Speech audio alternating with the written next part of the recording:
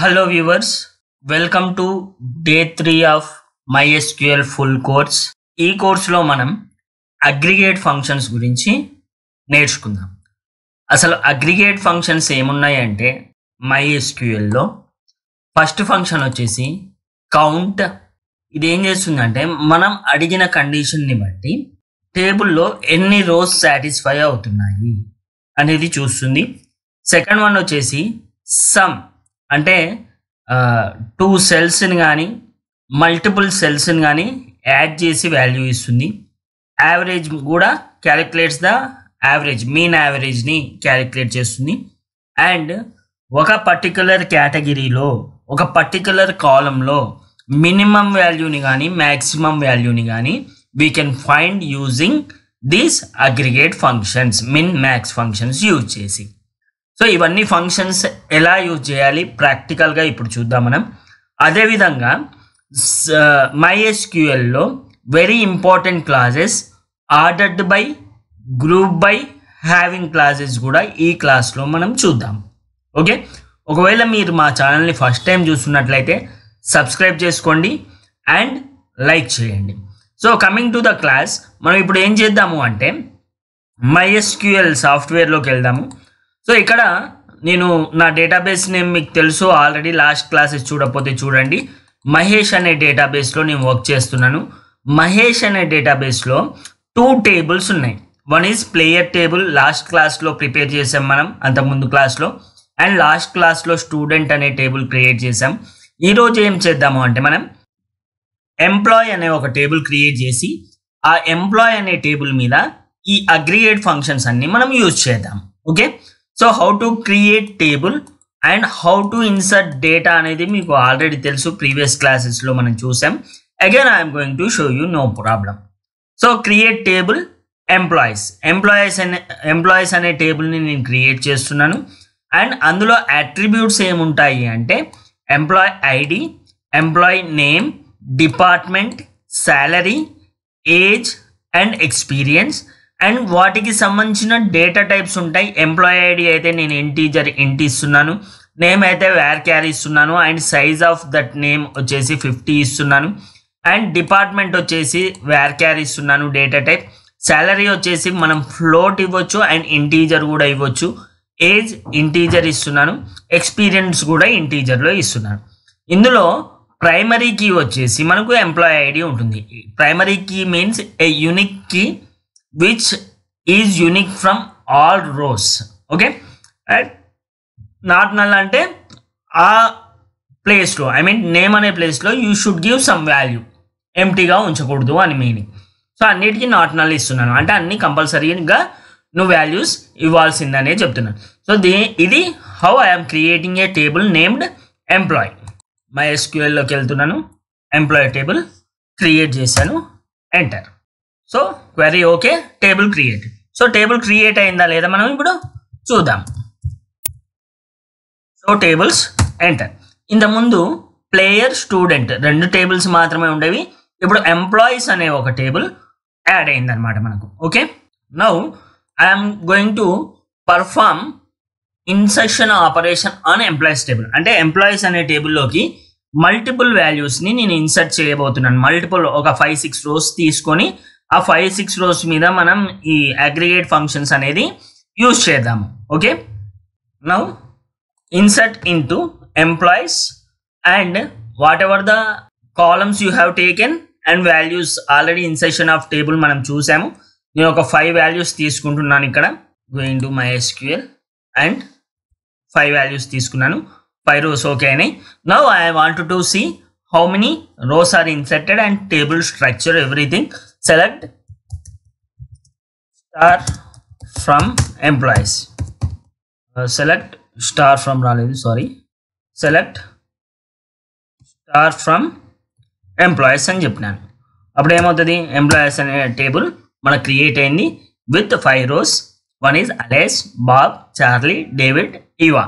And వాళ్ళు ఏ department, వాళ్ళ శాలరీ ఎంత, ఏజ్ ఎంత, ఎక్స్పీరియన్స్ ఎంత. Now I'm going to perform aggregate functions on this table employees అనే టేబుల్ మీద అగ్రిగేట్ ఫంక్షన్స్ అనేవి నేను పర్ఫామ్ చేయబోతున్నాను. ఓకే, ఫస్ట్ ఫంక్షన్ వచ్చేసి కౌంట్. కౌంట్ అనేది రోస్ని కౌంట్ చేయడానికి యూజ్ చేస్తాం.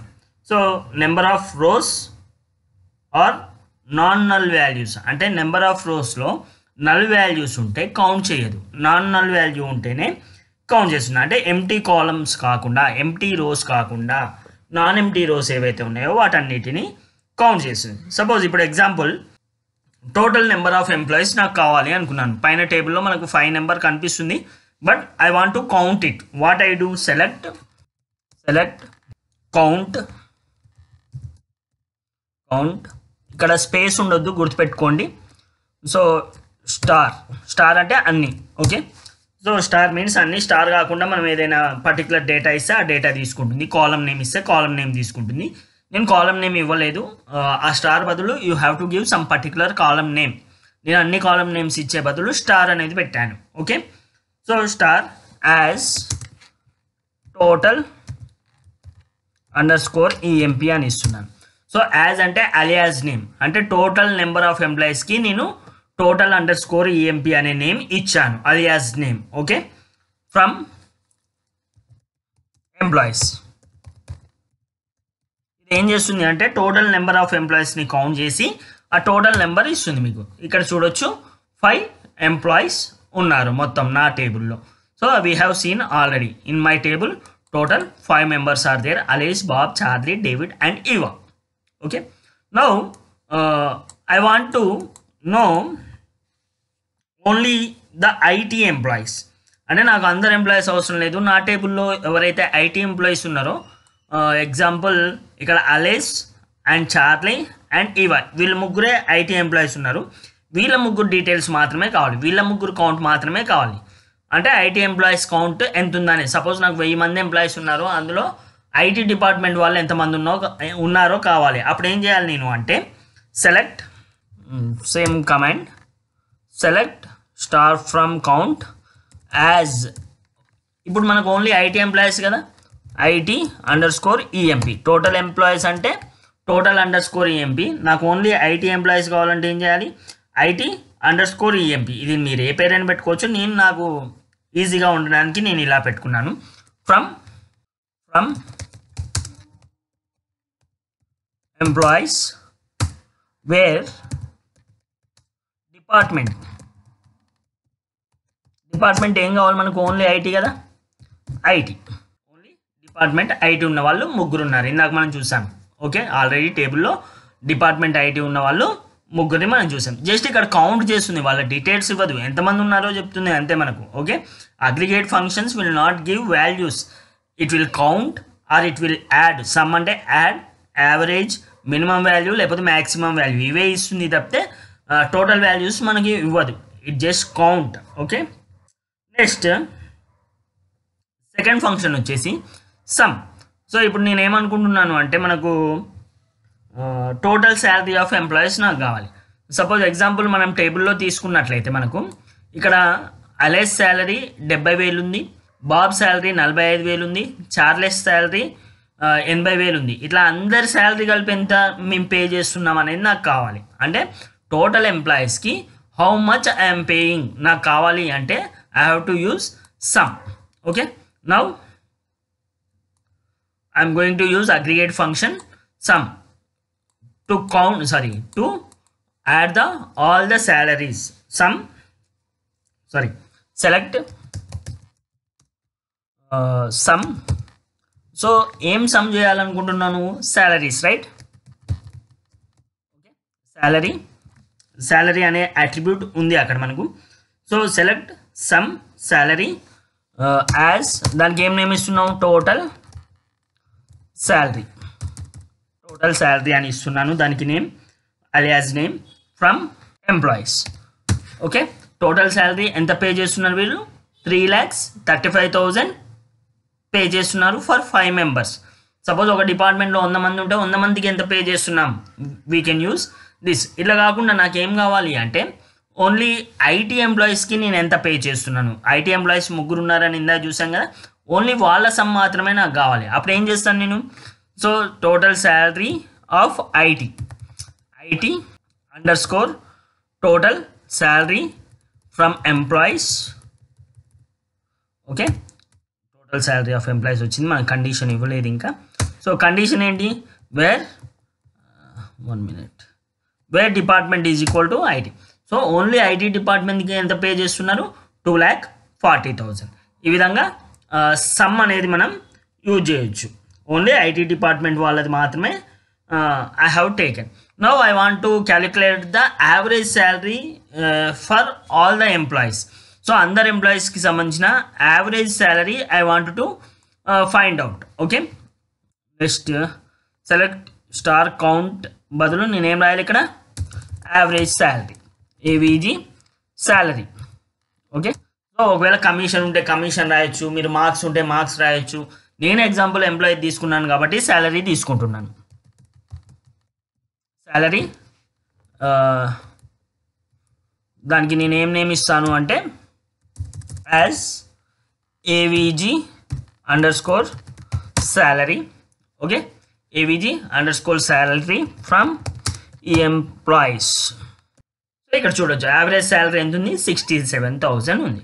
సో నాకు only IT employees average salary కావాలి. అప్పుడు ఏం చేస్తాను, same content from employees where department is equal to IT. Only IT department వాళ్ళ శాలరీ యావరేజ్ ఎంత ఉంది అంటే 80,000 ఉంది. సో టోటల్ అన్ని డిపార్ట్మెంట్స్ కలిపి average salary 67,000. Only IT department ముగ్గురు ఉన్నారు కదా, వాళ్ళ యావరేజ్ శాలరీ వచ్చేసి 80,000. సో ఈ విధంగా మీరు స్టూడెంట్ మార్క్స్ టేబుల్ తీసుకుంటే స్టూడెంట్ మార్క్స్ కూడా చేయొచ్చు. సో ఇప్పుడు ఐటీ ఎంప్లాయీస్ కాకుండా మనకు ఇంకెవరు ఉన్నారు, ఒకసారి టేబుల్ చూస్తాను నేను. Select star from employees. So HRs ఇద్దరు ఉన్నారు, వాళ్ళ యావరేజ్ శాలరీ నాకు కావాలి. ఇన్స్టెడ్ ఆఫ్ ఐటీ ఎంప్లాయీస్ నాకు ఓన్లీ హెచ్ఆర్ యావరేజ్ శాలరీ కావాలి. అప్పుడు ఏం చేస్తాను నేను, average salary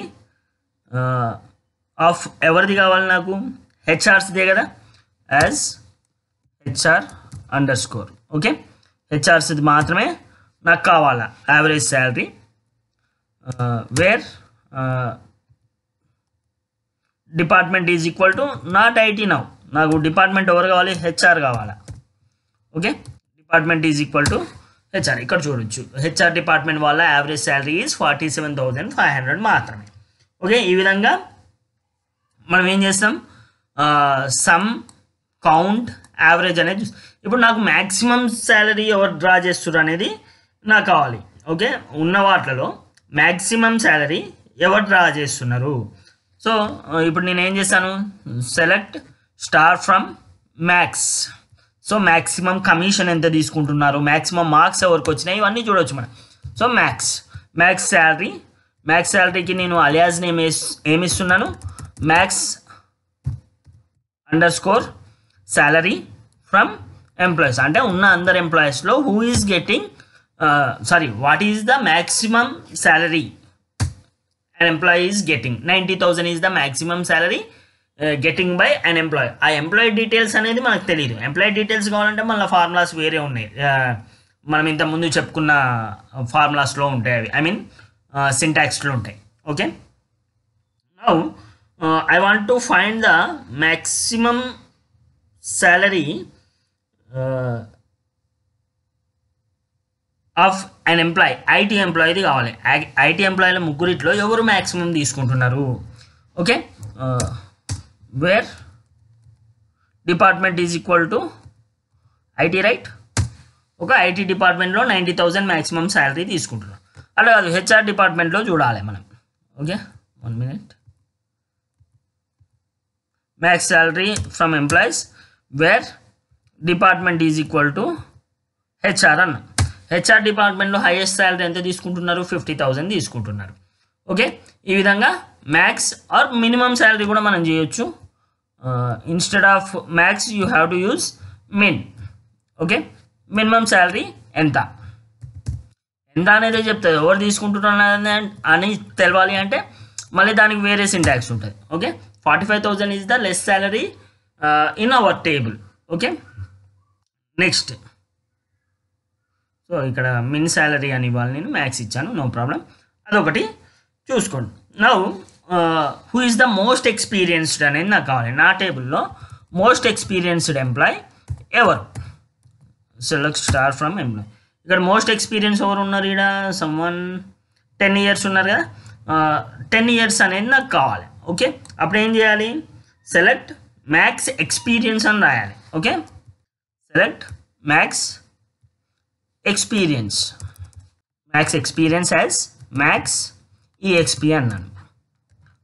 okay, table name max EXP అని ఇస్తున్నాను ఫ్రమ్ ఎంప్లాయీస్ అనే టేబుల్లో. So now you can see 10 is the maximum experience you can see. అట్లాగే minimum experience also you can find out. Okay,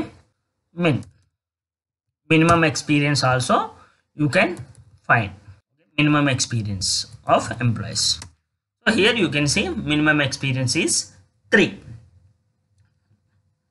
Next,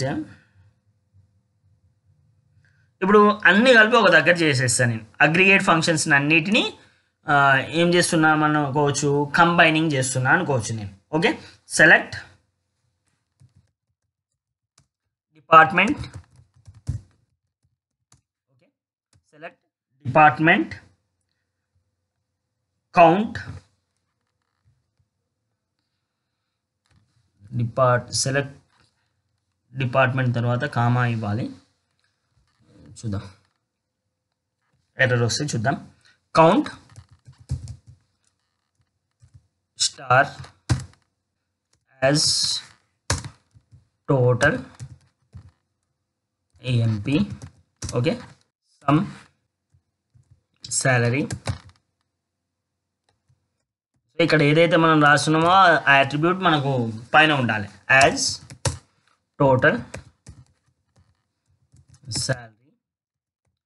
next average salary as average.